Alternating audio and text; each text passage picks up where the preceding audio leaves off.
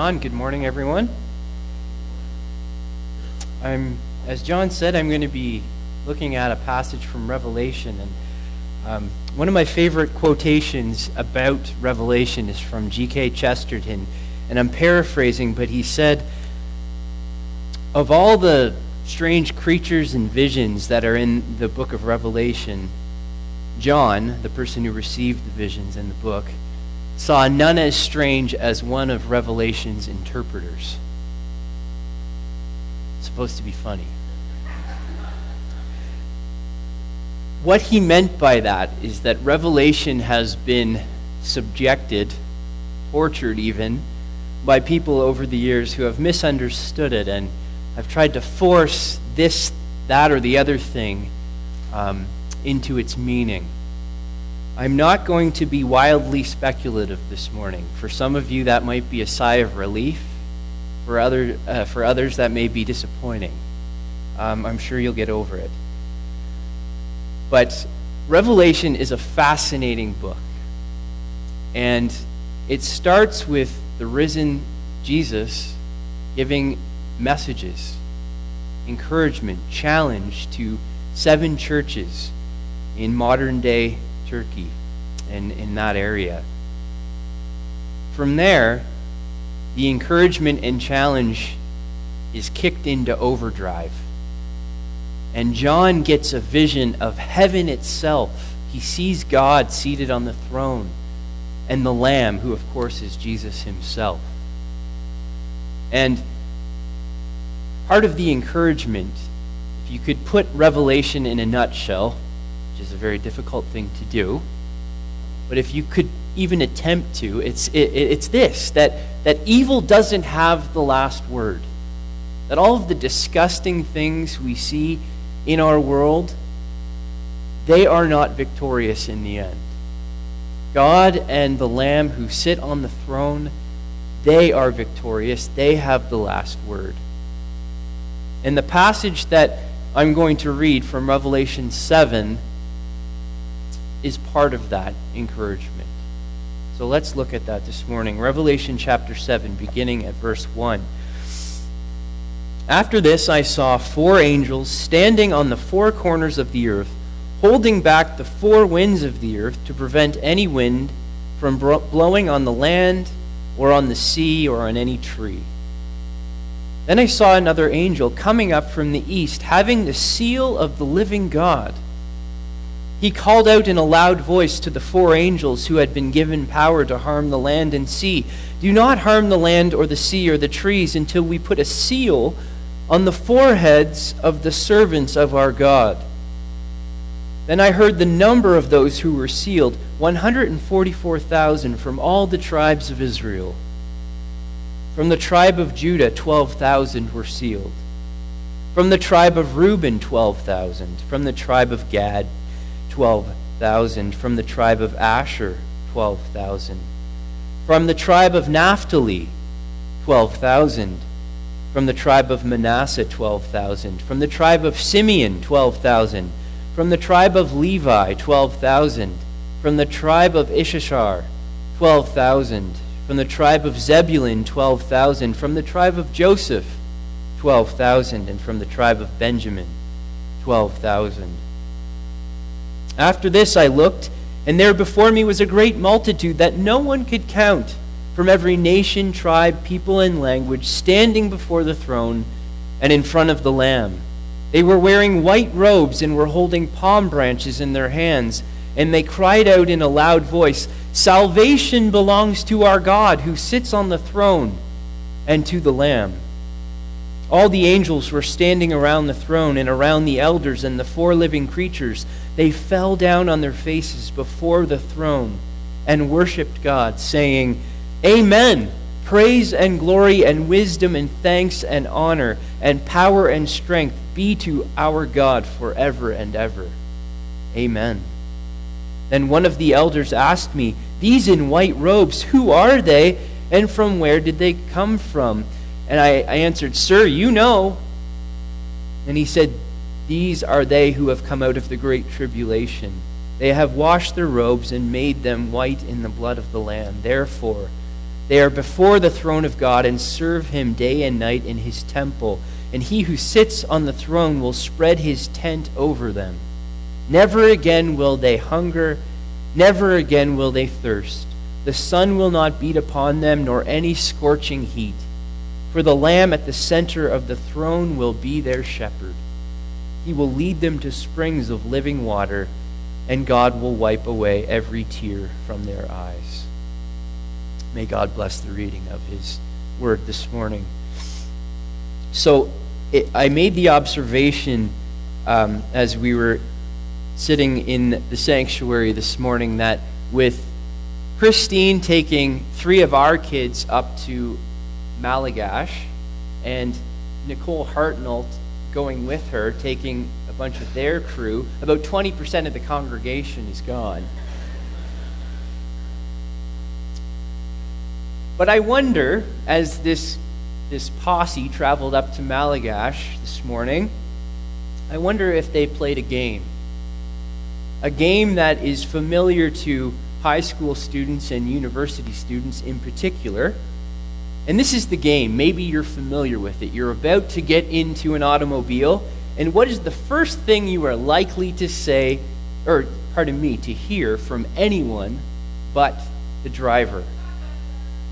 Who said it first? Vicki Lynn, I'm not surprised. It's a shotgun, or I've got shotgun, is another way of saying I'm sitting in the passenger seat, in the front seat, next to the driver. No one wants to sit in the back seat. After all, sitting up front means that you get to decide what music is played. You get the comfier seat. You get to work the climate controls. But maybe you didn't know this, that calling shotgun has turned into a cultural phenomenon. There is a detailed procedure, I kid you not, with rules and etiquette that must be followed. Anybody, show of hands, do you know anything of this? You know how it works? If you don't, after the service, not during the service, so everybody put your phones down, you can go to www.shotgunrules.com. There's even an app that you can download. Here are some of the rules, just to give you a sampling.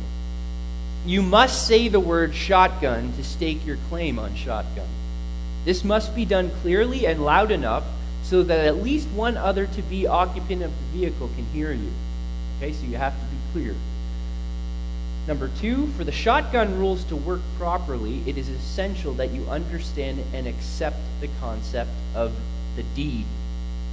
Shotgun may be only called after the deed is done. Simply stated, the deed is any activity or objective that directly precedes the ride in the automobile. Here's putting that into practice. There is no crime greater than calling shotgun on Monday in reference to a ride to the concert on Friday. Is this clear? Just one more. Your footwear for the ride in shotgun must be on your feet before you call shotgun. Since you must be outside to call shotgun, that's another rule, some people will simply grab their shoes or sandals, jump outside the building, and call shotgun before putting on their shoes. This has been deemed gaping, and this is not legal procedure. You must have your shoes on, if you choose to wear any, before you may call shotgun. Again, www.shotgunrules.com after the service. In reality, most of us probably know that this concept of riding shotgun goes back to the Old West, where the person sitting next to the driver protected the wagon from attack by carrying a shotgun. And this morning, I want to ask all of us, who is riding shotgun in our lives? What or who are you counting on to protect you? And this is something that we need to keep in mind. And I don't mean just in kind of a big overarching sense, but in the literal nitty-gritty, everyday stuff of our lives. Who are we counting on to protect us? Revelation 6, the passage just before the one we read, has its famous horsemen, the four horsemen of the apocalypse, as it's sometimes called, and the six seals. And this passage makes it clear that no matter how ugly the evil of our world is, it doesn't have the last say. It doesn't have the last word. That's because the God who sits on the throne of all creation is powerful. So powerful, in fact, that he can turn the evil, even the evil of this world, inside out. Because God is God, he can even turn evil against itself to accomplish his will. And at the end of chapter 6, when the people of the world recognize that when evil goes around, it comes around, they ask this crucial question, the answer to which will concern us this morning. They say this: "Fall on us and hide from the face of the one seated on the throne and from the wrath of the Lamb, for the great day of their wrath has come." And here's the question: and who is able to stand? Who is able to stand? Who can stand before a perfectly holy and just God? Now, let's think about this for a second. I think if we're all honest, just our thoughts, our actions, our words of 1 minute of our lives would demonstrate that not one of us can stand righteous before God. But wait a second. That's not what Scripture teaches. More specifically, that's not what Revelation is saying. Surprisingly, there are some who can stand before God, but that's only because God has taken the initiative and done something about the problem we have if we're left to our own devices. Revelation 7 is another beautiful presentation of the gospel. The good news that it's God's desire to give us a righteous standing that we can do nothing to earn or create, but a standing that God alone gives through the grace and truth of Jesus. The way that John presents this in Revelation 7 is through two parallel, paired images. Now, I don't know about you, but sometimes I can be a little bit slow. Let me ask you a question. How many of you remember learning to drive stick shift or standard? How many of you blew out the clutch? Put your hands down. No. I'm going to share a story. It's a little embarrassing, but I remember, Chain Lake Drive in Bears Lake, driving towards the theater, and I'm about to make a left turn. I'm in my mom's 98 Honda Civic. This is almost 20 years ago. And I was just learning to drive. I probably shouldn't have been driving in traffic at that point. And my friend's in the passenger seat, riding shotgun, and I'm making a left turn, and this truck is coming towards us, and I stalled. And my friend's, my friend just panicked. He's like, Matt, quick. He's like, start the car, and they just get out of the way before this pickup truck comes barreling towards him. I'm sure his life flashed before his eyes. But when I was learning to drive a standard, my mom was helping me to kind of get the mechanics down, but something wasn't clicking. And so I needed to go out with my dad, and the way he explained it, the tag team of them both kind of explaining it, I finally got it. And in that way, it's just the tip of the iceberg, I can be a little bit slow. I needed the pair, I needed the tandem instruction for driving a stick shift. And in the Bible, this happens all the time. The most common example of it is in poetry. Let me share an example of it from the Psalms. Notice that there's three pairs here. Who may ascend the mountain of the Lord? Who may stand in his holy place? Those who have clean hands and a pure heart. who do not put their trust in an idol or swear by a false god. Notice A, B, A, B, A, B. And I'm going to suggest to you this morning that that's exactly what we have going on in Revelation chapter 7. The 144,000 and the great multitude are two images pointing to the same truth. First, the 144,000. This is a very symbolic number. Yes, I realize people like to take it literally, and if you like to do that, that's fine. We can talk about that later. But at a very, very basic level, the 12 tribes of Israel from the Old Testament, the official organization of God's people, times itself for emphasis, 12 times 12, times 1,000, a biblical number for expressing lots of something, like we might say a gazillion, okay? So 144 times 1,000, 144,000. That's math even I can understand, okay? So God's people are beyond counting. I think it's that simple. In other words, when you put your faith in Jesus, you are sealed. Could it be more complicated than that? Maybe. But I don't think it's any less than that. And this next image is this great multitude. There's no mention of this group being sealed, but there's no need because they are in God's presence. And the second vision complements the first. Those who are sealed are those who stand, and those who will stand in God's presence for eternity. And so this morning, we need to ask ourselves, are we sealed? This is the most important question we can ever ask ourselves. Has Jesus taken your burden of guilt away? Do you know and believe the matchless love that he has for you and for me? Do I believe it? Do I really believe it? Do we realize that a life built on Jesus' teachings and his way of life is the firmest foundation we can ever have? Have we trusted Jesus with our very life? To use the Revelation imagery and term, are we sealed? And one of the things, just keep that on the back burner for a second. One of the things that bugs me about our society and culture is how people slip through the cracks. Often, life is difficult.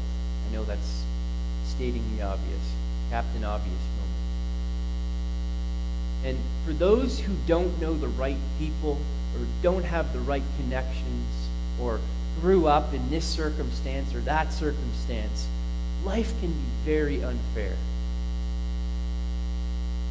You know, a humorous example, what if the only people who were promised a glorious future were gingers? Like myself and Jim Drummond and Nora and Jessica Hartnell, we had it good. Now, I realize that we are better than you, but it wouldn't be fair, would it? No, it wouldn't be fair. But when we trust Jesus with our life, when we follow him as Lord and rescuer of our lives, we will not slip through the cracks. With God, no one slips through the cracks in a spiritual sense.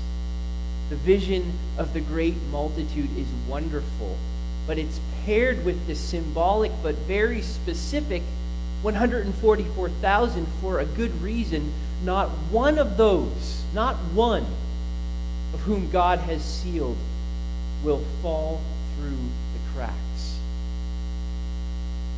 When we trust Christ, he has us.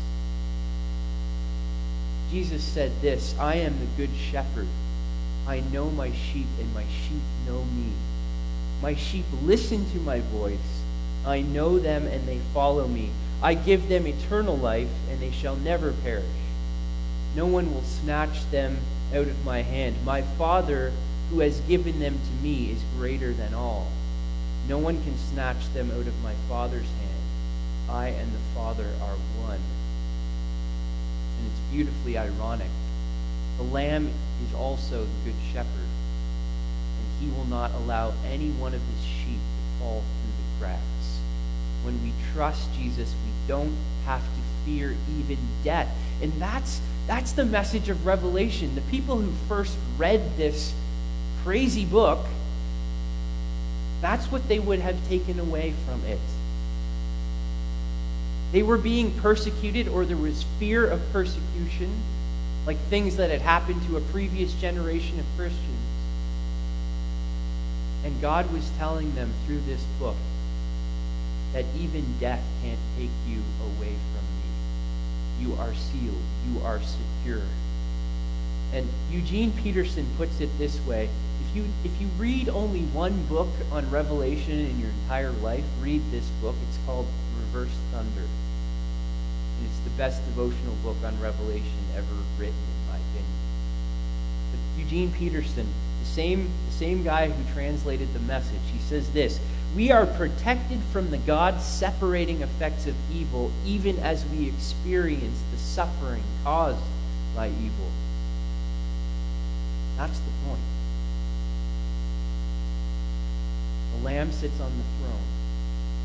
He is risen. He is Lord. He has the last word. But the truth is, God rarely removes us from trials and tribulations. But he's with us through them. God was with Noah through the storm. Abraham and Sarah agonized as they waited for God to fulfill his promise for a son. Moses had to go back and confront Pharaoh in Egypt many times. David had to put up with lots of, dare I say it, crap from the outgoing King Saul before he took the throne, and no one wanted the day job of a prophet. Jesus himself was tempted like anyone else and even endured the cross. But God raised him from the dead. And servants aren't greater than their master. Jesus calls us to pick up our cross and to follow him. And that's not always fun. By definition, that's not a ride filled with rainbows and lollipops. And as history continues, opposition to Jesus and his ways will only increase. But following him is worth it because, one, Jesus has promised never to leave us or forsake us, and two, echoing the passage I just read from John's Gospel, the end of our passage, it says, "We will hunger no more and thirst no more. The sun will not strike us, nor any scorching heat. For the Lamb at the center of the throne will be our shepherd, and he will guide them to springs of the water of life, and God will wipe every tear from their eyes." So in closing, let me ask each of us again, who's riding shotgun in our lives? It's not a game. It has to be Jesus. And by now, I hope that we can see it's not just that he should be riding shotgun, but in a way that only Jesus can. He's riding shotgun and in the driver's seat. Jesus is the only one who seals us for eternity. And with Jesus, no one slips through the cracks. No one else can provide the protection he offers. Are you sealed?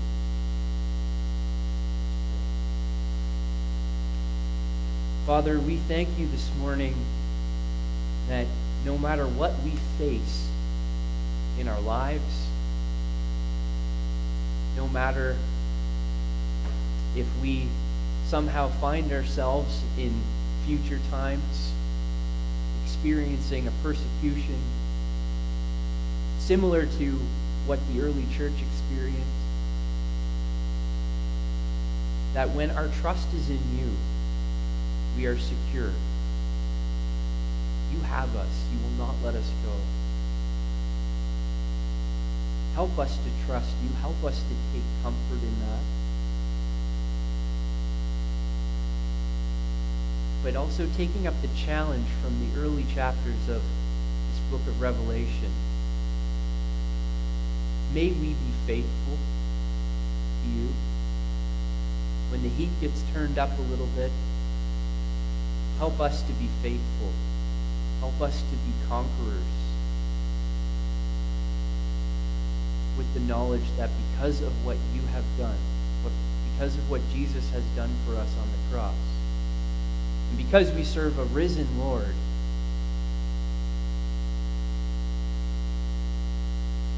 we are sealed, and that you will never leave us or forsake us. And we can stand before you confidently and boldly. We thank you and we ask these